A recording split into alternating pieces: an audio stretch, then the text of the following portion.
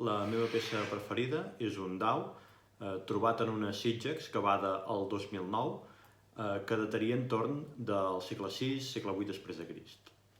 El context arqueològic on s'ha trobat, com he comentat abans, són en una sitja, que en aquest cas dataria del període visigòtic, i el que ens trobem al jaciment de l'Esquerda és que aquestes sitges retallen el que són els nivells del poblat ibèric. I per tant, en certa manera, ens alteren una mica tot el que són les fases del període ibèric.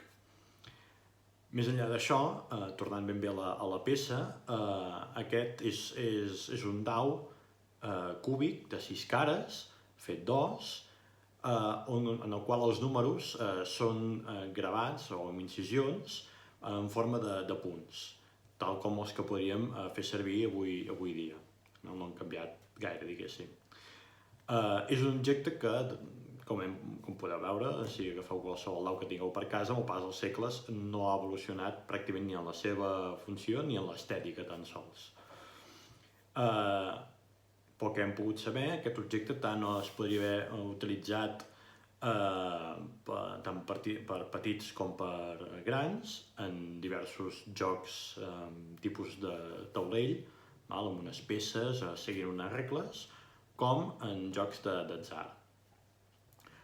La part poder més amable d'aquesta peça tindria a veure amb aquest aspecte del joc, bé de la mainada o bé dels grans.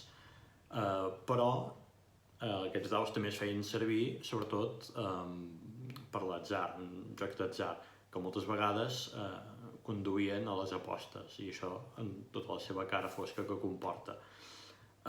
De fet, no és en època medieval que comencen aquests jocs d'atzar, sinó que els hauríem de buscar ja en l'antiguitat, sobretot en època romana. Hi ha testimonis d'un tipus de joc d'atzar anomenat Aleam Laudere, sobretot utilitzaven o jugaven els soldats romans, i que consistia simplement en llançar els daus i amb un resultat endevinar el que sortiria, més o menys com els daus actuals.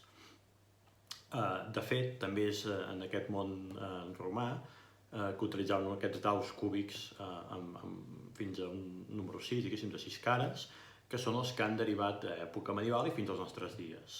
Per tant, en certa manera, són els que més s'assimilen als nostres. Tot aquest joc d'atzar, com he dit abans, comporta una cara fosca, i en el cas, per exemple, de Roda, el que hem pogut documentar és un document ja més tardà, al voltant del segle XIV, que ens parla d'una persona que hauria tingut molts problemes amb el joc i que, en aquest cas, se li hauria prohibit expressament tots els jocs d'atzar, excepte 3 jocs, que serien bitlles, palet i el tir amb ballesta.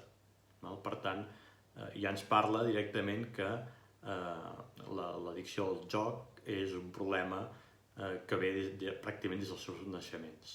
I per això, en certa manera, és un objecte, el dau, que per un cantó té una cara amable, però per l'altre té una cara també fosca.